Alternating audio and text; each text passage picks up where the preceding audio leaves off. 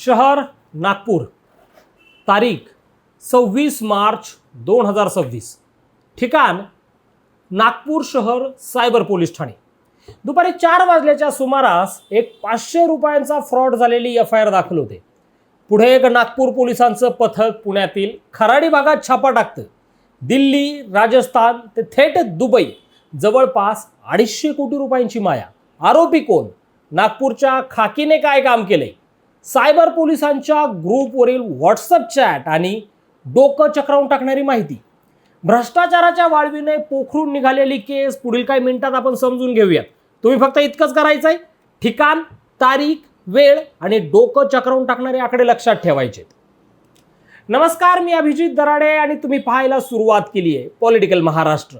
Video सुरू करण्याच्या आधी एक महत्त्वाची आठवण, हा व्हिडिओ जर तुम्ही फेसबुकवर पाहत असाल तर आमचं पेज लाईक करा आणि यूट्यूबवर असाल तर आत्ताच सबस्क्राईब करा आणि हो, जवळ दिसणारं बेल आयकॉन नक्की दाबा, म्हणजे आमचे व्हिडिओ आले की तुम्हाला लगेच कळतील।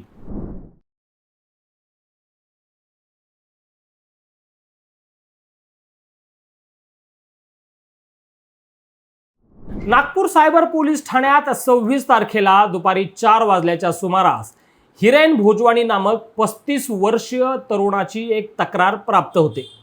तक्रारीत लिहिलेलं असतं, माझ्या मोबाईलवर एक व्हॉट्सअप मेसेज येतो, त्यात लिहिलेलं असतं, खेलेगा इंडिया तभी तो जीतेगा India, get an ID, how to discover your ultimate betting range experience. त्यात क्रिकेट, फुटबॉल, टेनिस यांसारख्या जवळपास 150 पेक्षा जास्त खेळांची यादी असते। सोबत खेलेगा इंडिया 777.com या वेबसाईटवर ID तयार करून तुम्ही बेटिंग करू शकता असं लिहिलेलं असतं। इतकंच नाही तर त्याच व्हॉट्सअप नंबरवरून कॉल करून बेटिंगचा हा खेळ खेळण्यासाठी प्रोत्साहित केलं जातं। झटक्यात करोडपती होण्याचं आमिष दाखवलं जातं। या सगळ्या आमिषाला हिरेन बळी पडला। हिरेन या खेळात अडकला आणि त्यांनी खेळ सुरू केला। भामट्यांनी त्याला कूल 4321 हा पासवर्ड दिला आणि वेलकम टू खेलेगा इंडिया हे ॲप अधिकृत असल्याची बतावणी केली। हा बेटिंगचा खेळ सुरू झाल्यानंतर त्याला सुरुवातीला युनिक गारमेंट नावाच्या खात्यावर 500 रुपये जमा करायला सांगितले। नंतर क्रिकेट सामन्यांवर बेटिंगसाठी 42 वेगवेगळ्या बँक खाते दिली। त्या बँक खात्यांमध्ये उत्तर प्रदेश, पश्चिम बंगाल, उत्तराखंड, मध्य प्रदेश यांसारख्या राज्यांमधील 42 जणांची नावं होती। IDFC first, Punjab national bank, HDFC bank, Kotak bank, RBL, IndusInd यांसारख्या नामांकित बँकांचा समावेश होता। खेळात जिंकण्याची शक्यता दाखवून पैसे मागवले जात होते, पण जिंकल्यानंतर पॉइंट्स काय जमा होत नव्हते। हे सगळं लक्षात आल्यानंतर हिरेन यांनी थेट सायबर पोलीस ठाणे गाठलं आणि आपली 500 रुपयांची फसवणूक झाल्याची तक्रार दाखल केली। बरं, हा सगळा होता तक्रारीचा सारांश। मात्र इथं काही केस संपत नाही, खरा खेळ इथून सुरू होतो। यापुढे नागपूर सायबर पोलिसाचं एक पथक या सगळ्या केसवर तपास करण्यासाठी नेमलं जातं आणि या केसमध्ये 3 ते 4 कोटी रुपयांचा गफला घातल्याचं एक लेटर समोर येतं आणि त्याभोवतीच ही सगळी स्टोरी फिरती आहे। यामध्ये दोषी कोण आहेत? हिरेन भोजवानीची तक्रार नक्की खरी होती की खोटी होती? पोलिसांचा जी भूमिका आहे ती संशयास्पद होती का? या पुढे आपल्याला समजून घ्यायचं। तक्रार आल्यानंतर नागपूर सायबर पोलीस स्टेशन काय करतं? एका PIच्या नेतृत्वाखाली 4 जणांचं एक पथक स्थापित करतं। या सगळ्या तपासात नागपूर पोलीस या तपास करत असतात आणि या केसची लिंक पुण्यातील एका एकांश नावाच्या व्यक्तीपर्यंत जाऊन पोहोचते। त्यासाठी सायबर पोलिसांच्या पथकातील काहींच्या व्हॉट्सअप ग्रुपवरील चॅट जर तुम्ही पाहिलं तर त्यामधील काही मोबाईल नंबर ट्रेस केले जातात। त्यासोबतच पुण्यातील मार्केट यार्ड या ठिकाणी असणाऱ्या एका व्यक्तीच्या मर्सिडीज बेंजच्या कारचा नंबर ट्रेस केला जातो। दुसरीकडे एकांश जैन याच्या पांढऱ्या रंगाच्या फॉर्च्युनर कारचा सुद्धा पत्ता मिळवला जातो। सोबतच काय होतं, मोबाईल नंबरवरून लोकेशन काढले जातात आणि हे पथक पोहोचतं पुण्यातील खराडी भागात आणि त्या खराडी भागात असतो एकांश जैन याचं ऑफिस। आता हा एकांश जैन काय करतो हे जरा नीट पहा। त्याच्या काळ्या कारनाम्याची जी यादी आहे ती पूर्ण यादी माझ्या हातात आहे आणि आता मी तुम्हाला स्पष्टपणे सांगतो की एकांश जैन नक्की कोण आहे, त्याचे उद्योग काय चालतात आणि या एकांश जैन सोबत पोलिसांनी नक्की काय केले। पण आता एकांश जैन नक्की कोण आहे?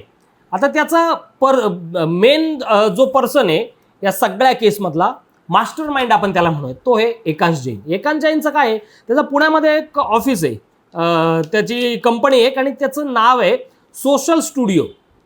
या कंपनीमध्ये ऑफिशियली जे काम चालतं ना ते डिजिटल मार्केटिंग चं काम चालतं असं दाखवलं जातं. पण याचं जे खरं काम आहे ते ऑनलाईन क्रिकेट बेटिंग आणि डब्बा trading, illegal stock market trading, असं हे सगळं काम त्याच्यातून पहिला चालतं. आता दुसरं, याचा जर ऑफिसचा पत्ता जर पाहिला, हा पण मी तुम्हाला पुण्यातलं सांगतो, पुण्यातला ऑफिसचा पत्ता जर पाहिला त्याचा, तर सोशल स्टुडिओ नावाने त्याचं ऑफिस आहे खराडीमध्ये, बर्ड ऑफ पॅराडाईजमध्ये, म्हणजे आयकॉन बिल्स इथं. या ऑफिसमध्ये हायरिंग आणि ट्रेनिंग होते आणि जे लोक इथं या खराडीच्या ऑफिसमध्ये ट्रेनिंगमध्ये पास होतात ना त्यांना थेट दुबईला पाठवलं जातं. बरं, त्याचा दुबईच्या ऑफिसचा पत्ता सुद्धा माझ्याकडे. दुबईच्या ऑफिसचा पत्ता मी तुम्हाला सांगतो. बिझनेस बे दुबई हा आहे त्याच्या कंपनीचं. तिथलं नाव आहे अल्बेरेटो कंपनी आहे ती. दुबईमध्ये बिझनेस बे नावाचं जे ठिकाण आहे त्या ठिकाणी त्याची ती कंपनी आहे. आता इथून दुबईच्या ऑफिसमधून काय चालतं, तर दुबईच्या ऑफिसमधून चालतं त्याचं customer support, telecalling, account management, हे 3 कामं त्याचे दुबईच्या ऑफिसमधून चालतात.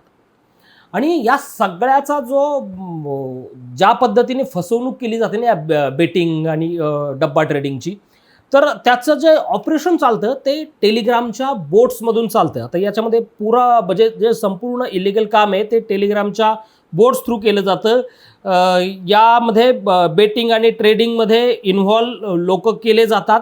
आणि काही मेजर बोटचे त्यातले जर नावं जर आपण पाहिले ना तर त्यामध्ये जितो डेली बोट, लायन बुक बोट, त्यानंतर खेलेगा इंडिया बोट, अशा पद्धतीचे अनेक बोट्स आहेत, चार्ट बोट्स आहेत टेलिग्राम बोटचे. तर त्यामध्ये लोकांना त्यामध्ये इन्व्हॉल्व केलं जातं, त्यामध्ये ॲक्टिव्ह केलं जातं आणि त्यातून लोकांची ही फसवणूक हा जो एकांश जैन आहे तो करत असतो.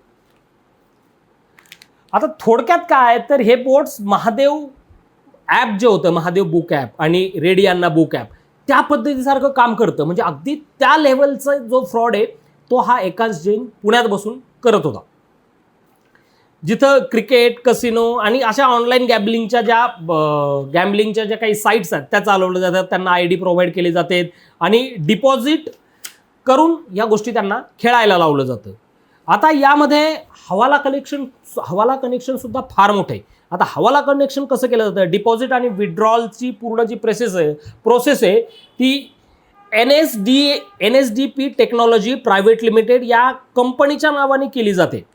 यामध्ये त्याचं जे ऑफिस आहे या NSDP टेक्नॉलॉजी प्रायव्हेट लिमिटेड या कंपनीचं जे रजिस्टर्ड ऑफिस आहे ते दिल्लीमध्ये ऑफिस आहे. म्हणजे आता तुम्ही लक्षात घ्या, हे लोकेशन नागपूरमध्ये केस दाखल होती, पुण्यामध्ये नागपूरचे सायबर पोलीस येतात, दुबईमध्ये सुद्धा या एकांचं ऑफिस असतं आणि दिल्लीमध्ये त्याच्या हवाला रॅकेटच्या कंपनीचं सुद्धा एक ऑफिस असतं.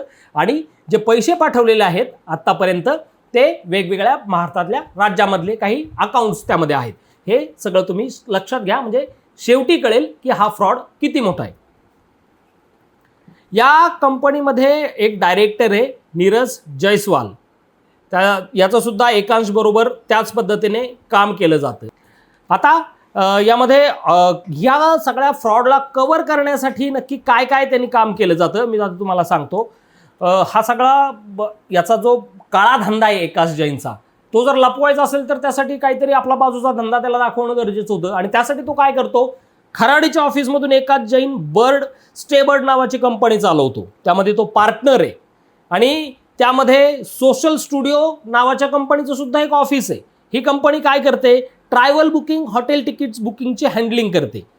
तर टेकबर्ड कंपनी हा पूर्ण टेक्निकल सपोर्ट प्रोव्हाइड करते, जी ट्रेडिंग आणि बेटिंग सिस्टीमसाठी असते. म्हणजे ही सगळी एकांश जैन याच्या काळ्या कारनाम्याची यादी आहे. आता काय होतं, नागपूर पोलीस हे पोहोचतात ते एकांश जैनकडे. आता एकांश जैन कोण हे तुम्हाला, त्याचं कामं काय, हे सगळं तुम्हाला मी स्पष्टपणे सांगितलेलं आहे. या एकांश जैनचे जे संबंध आहेत ना ते दुबईत बसलेल्या मास्टर माइंड सोबत आहेत. त्यासोबत त्यांनी चॅटिंग सुद्धा केली आणि ती चॅटिंग पोलिसांच्या हाती सुद्धा लागली आहे. इतकंच नाही तर थेट दुबईमध्ये जे काही ट्रान्झॅक्शन झालेत त्या संदर्भात सुद्धा माहिती आहे. या एकांश जैनचे 120 ट्रान्झॅक्शन दुबईला झालेले आहेत. या सगळ्या ट्रान्झॅक्शनमधून जवळपास 200 ते 250 कोटी रुपयांचे व्यवहार झालेत. या एकांश जैन जैनच्या खराडीतील ऑफिसमध्ये 10 कर्मचाऱ्यांची, ज्यावेळेस नागपूर पोलीस पुण्यात आले, खराडीच्या त्याच्या ऑफिसमध्ये गेले, 10 कर्मचाऱ्यांची चौकशी करण्यात आली. 500 रुपयांचा एक FIR, नंतर अत्यंत मोठी कारवाई ही नागपूर सायबर पोलीस करण्यात थेट पुण्यातील खराडीमधील एकांत जैनच्या ऑफिसवर धाड टाकतात. त्यामुळे ही अत्यंत मोठी कारवाई असणार असं वाटत होतं. पण खरा गेम इथं होतो. यामध्ये दोषी नक्की कोण असणार आहे? एकांत जैनला पोलीस अटक करणार आहेत का? एकांत जैनचं पुढं काय होतं हे पाहणं सुद्धा महत्त्वाचं आहे. कारण फक्त एक पार्ट या स्टोरीचा इथं संपतो आणि खरा क्लायमॅक्स जो सुरू होतो तर नागपूर पोलीस ज्या वेळेस एकांत जैनच्या ऑफिसमध्ये धाड टाकतात.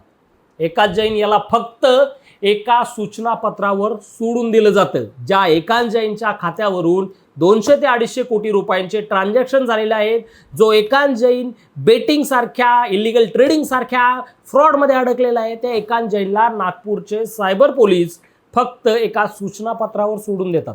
पोलिसांनी त्याचा मोबाईल जप्त केल्याची सुद्धा माहिती आहे, पण रेकॉर्डवर काहीच नाहीये. पोलिसांच्या भूमिकेवर इथं प्रश्नचिन्ह उपस्थित होत आहे. आता एकांत जैन धाड पडल्यानंतर फरार झालाय. त्याचे सगळे मोबाईल नंबर बंद आहेत. आम्ही एकांत जैन याच्या मोबाईलवर संपर्क करण्याचा प्रयत्न सुद्धा केला, मात्र काय झालं, मोबाईल बंद असल्याने संपर्क होऊ शकले नाही. यात आणखीन एक महत्त्वाची गोष्ट आहे. एकांतचा मोबाईल जप्त केल्यानंतर त्याला सोडून दिलं आणि या पथकातील एका अधिकाऱ्याने तपासाच्या नावाखाली थेट दिल्लीवारी केली. आता ही दिल्लीवारी नक्की कशासाठी केली याची काही माहिती मिळत नाही. 200 ते 250 कोटी रुपयांची माया गोळा करणारा आणि दुबईला ट्रान्झॅक्शन करणारा एकांत जैन जर पोलिसांच्या हाती लागला होता तर मग केवळ एक सूचनापत्र देऊन त्याला सोडण्यात का आलं? इथं नक्की कुठं पाणी मुरतंय? जप्त केलेल्या मोबाईलच्या संदर्भात पोलीस रेकॉर्डवर काहीच कसं येत नाही? त्या एका पोलिसाची दिल्लीवारी नक्की कशासाठी झाली होती? या सगळ्या प्रश्नाची उत्तरं आता नागपूर पोलीस आयुक्त देणार का? नागपूर ते दिल्ली व्हाया पुणे या वारीची चौकशी होणार का हे पाहणं महत्त्वाचं असणार आहे. तुर्तास काय तर एकांत जैन यांनी फ्रॉड करून पळ काढलेला आहे. यामध्ये नक्की कुणाचा हात आहे?